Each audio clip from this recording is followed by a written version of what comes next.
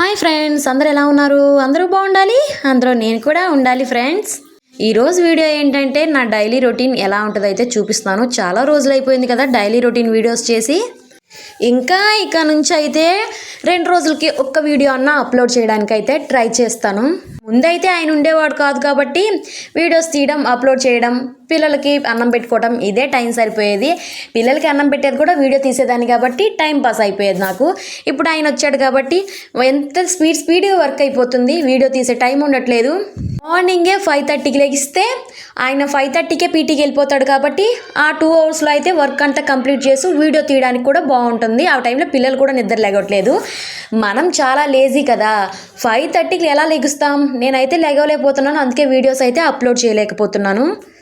ఈ మ్యాటర్ అంతా బోర్ కొట్టించే మ్యాటరే. కానీ ఇక్కడ వచ్చేసరికి అయితే నేను అప్పుడు 6 o'clock అయితే లేచి గబగబా అయితే అంట్లయితే తోమేసేసుకుంటున్నాను. అంతకుముందు అయితే బయట కడిగేదాన్ని కదా, ఆ రోజైతే వర్షం పడుతుందని ఇంట్లో అయితే కడిగేసుకున్నాను. ఇంత ఎండాకాలంలో కూడా ఇక్కడ పంజాబ్లో బీభత్సమైన వర్షాలు పడుతున్నాయి. ఒక్కసారి వర్షం వచ్చింది అంటే అసలు ఎక్కడ కుండీలు అటు పడుతున్నాయి, బట్టలు ఎటు వెళ్ళిపోతున్నాయో తెలియదు, అసలు ఏ వస్తువు ఎటు వెళ్ళిపోతుందో తెలియదు, ఎత్తుక్కోవాల్సి వస్తుంది. అందుకనైతే బయట అయితే పాత్రలు అయితే ఎత్తుకెళ్తలేదు, బయట కడగట్లేదు. ఆ అంట్లు వెళ్ళిపోతే ఇంకా అంట్లు నా దగ్గర లేని కూడా లేవు, వాటితో నీకు వాడుకోవాలి. ఇప్పుడు ఇక్కడ వచ్చేసరికి అయితే అంట్లు అయితే కడిగేసుకుంటున్నాను. చాలామంది లైవ్లో కూడా అడుగుతున్నారు, అక్క మీ హోమ్ టూర్ చేయండి అక్క, మీ హోమ్ టూర్ చేయండి అక్క అని.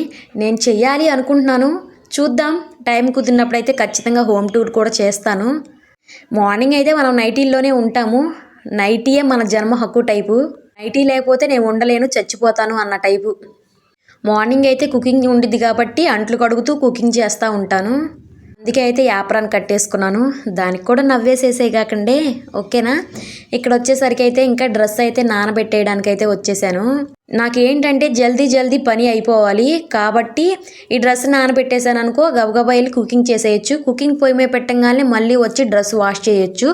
ఒక 10 నిమిషాలన్నా వాటర్లో నానతీయి కదా. మీకు ఒకటి చెప్పనా, మా చిన్నప్పుడు మా అమ్మ రొయ్యలు వలవడానికి వెళ్ళేది. మా చిన్నప్పుడు ఏంట్లే, మా పెద్ద అయిన తర్వాత కూడా మా అమ్మ రొయ్యలు వలవడానికి వెళ్ళేది. ఇంకా అప్పుడు బాగా నీ సువాసన వచ్చేసాయి కదా బట్టలు. నేను కూడా వెళ్ళేదాన్ని, కానీ మా అమ్మ ఎక్కువ వెళ్ళేది. నేను చదువుకుంటూ ఎప్పుడన్నా టైం దొరికినప్పుడు అలా వెళ్ళేదాన్ని. అలాంటప్పుడు ఆ బట్టలు బాగా నీ సువాసన వస్తూ ఉండేవి కదా. ఆ బట్టలు ఎలా నానబెట్టేదంటే, మనము వాటర్ కడుగుతాం కదా, అదే బియ్యం కడుగుతాం కదా, ఆ బియ్యం కడిగిన వాటర్ ఉంటాయే, ఆ వాటర్ అయితే ఒక బకెట్లో స్టోర్ చేసుకునేది. దాంట్లో ఒక నైట్ నానబెట్టేది. ఆ పనికి వెళ్ళి వస్తాగానే ఆ నైట్ నానబెట్టేసి మళ్ళీ మార్నింగ్ పనికి వెళ్ళేటప్పుడు అవి సరుపులో నానబెట్టి వాష్ చేసుకుని వెళ్ళేది. అసలు ఆ స్మెల్లే ఉండేది కాదు తెలుసా, అంత నీట్గా ఉండేది. అంత నీట్గా అయితే చేసేసుకునేది మా అమ్మ. ఇక్కడ వచ్చేసరికి అయితే ఆ రోజైతే మార్నింగ్ మా ఆయన కోసం అయితే సేమియా ఉప్మా అయితే వేసాను. అదైతే పిల్లలకైతే పెట్టడానికైతే తీసుకొచ్చేసాను.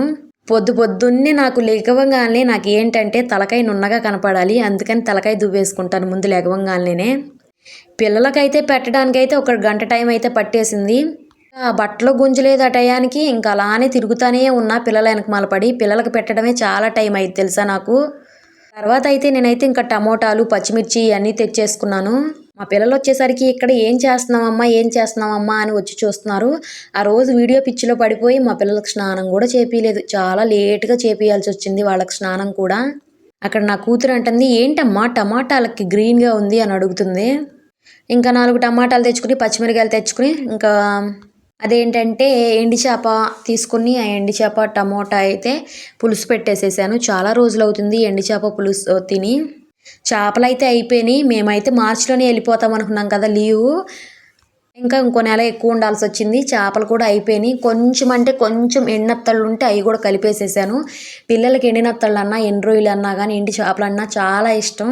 మా అమ్మ వాళ్ళ ఇంటికాడ ఉన్నప్పుడు అస్సలు తినేవాళ్ళు కాదు. మా నాన్న తెచ్చిపెట్టినా, మా అమ్మ తెచ్చిపెట్టినా, మా అన్నయ్య తెచ్చిపెట్టినా, ఎవరు తెచ్చిపెట్టినా కానీ అసలు తినేవాళ్ళు కాదు, వద్దు అనేవాళ్ళు.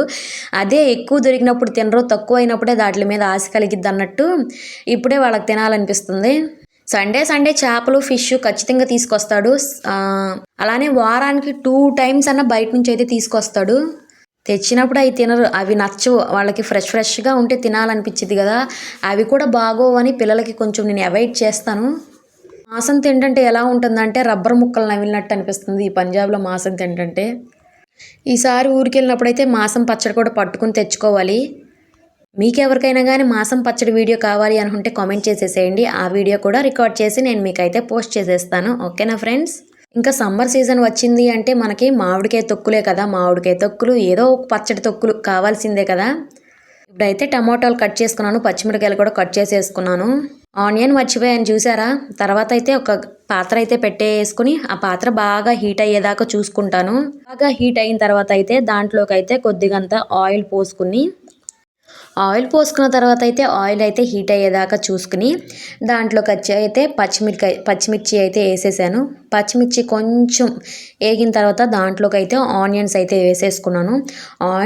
ఆనియన్స్ కూడా కొంచెం ఫ్రై అయిన తర్వాత అంటే ఉల్లిపాయలు కూడా ఫ్రై అయిన తర్వాత వాటిల్లోకి అయితే సన్నగా తరిగి పెట్టుకున్న ఉల్లిపాయ ముక్కలు కదా, టమాటా ముక్కలను కూడా వేసేసుకున్నాను. ఆ టమాటా ముక్కలు అయితే కొంచెం సేపు అయితే మగ్గనివ్వాలి. మగ్గిపోయింది అనుకున్న తర్వాత అంటే కొంచెం సేపు మగ్గనివ్వాలి, బాగా కొంచెం సేపు అయితే మగ్గనివ్వాలి. నన్నైతే చాలామంది అడిగారు ఏంటంటే మీరు ఎండి చేపలు వండుకునేటప్పుడు దాంట్లో అల్లం చిన్నులపాయల పేస్ట్ వేసుకోరా అని. నేనైతే వేయను, నాకు నచ్చదు అల్లం చిన్నులపాయల పేస్ట్. అన్నిట్లో మసాలాలు వేయాల్సినంత అవసరం లేదు. మేము వాడుకునే కారం అయితే అన్ని మసాలాలు వేసే మేము పట్టుకుంటాం కాబట్టి అల్లం చిన్నులపాయలు వేసుకోవాల్సిన అంత అవసరం లేదు. చిన్నులపాయలు కూడా బాగా దిట్టంగా వేసుకుంటాం మేము వేసుకునే కూరల్లో, తెలుసా మీకు. పెట్టుకునే కారంలో కారం పట్టే వీడియో కూడా అయితే మీకు అయితే చేసి చూపిస్తాను, మేము ఎలా కారం పట్టుకుంటామో. అలా ఎండు చేపలు అయితే వేసేసిన తర్వాత కూర అయితే చక్కగా కలదిప్పేసుకుని మళ్ళీ అయితే బట్టల దగ్గరికి అయితే వచ్చేసాను. మరి బట్టలు స్పీడ్గా వాష్ చేసేసుకోవాలి కదా. వర్షం పడుతుంది ఒక పక్క, మీకు అయితే అలా ఎండగా కనపడుతుంది కానీ వర్షం పడతానే ఉంది. కొంచెం ఎండగా అనిపిస్తుంది, కొంచెం సేపు మళ్ళీ వర్షం పడుతుంది. కానీ బట్టలు గట్టిగా పిండి అయితే ఆరేసేద్దాంలే అని అయితే ఆరేసేస్తున్నాను. చూసారా మళ్ళీ ఇప్పుడు ఎంత ఎండగా కనపడుతుందో. వర్షం పడి అయితే ఆరిపోయింది. అప్పుడే ఎండ వచ్చింది, అప్పుడే వర్షం పడిద్ది. 5 నిమిషాలు వర్షం పడితే గంట సేపు ఎండగాస్తుంది. బట్టలు అయితే మొత్తం గుంజేసుకుని జాడిచ్చేసుకున్న తర్వాత అయితే ఈ పక్కకైతే ఆరేయడానికి అయితే తీసుకొచ్చేసేపాను.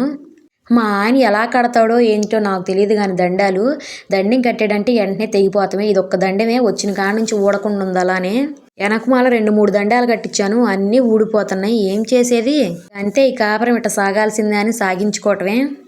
కింద వాళ్ళేమో నీళ్లు పడితే ఊరుకోరు, వాళ్ళ మీద నీళ్లు పోయడం తప్పు చాలా. నీళ్లు పోయివనుకో వాటి అంతటికయ్యే పడతాయి, ఏం చేద్దాం.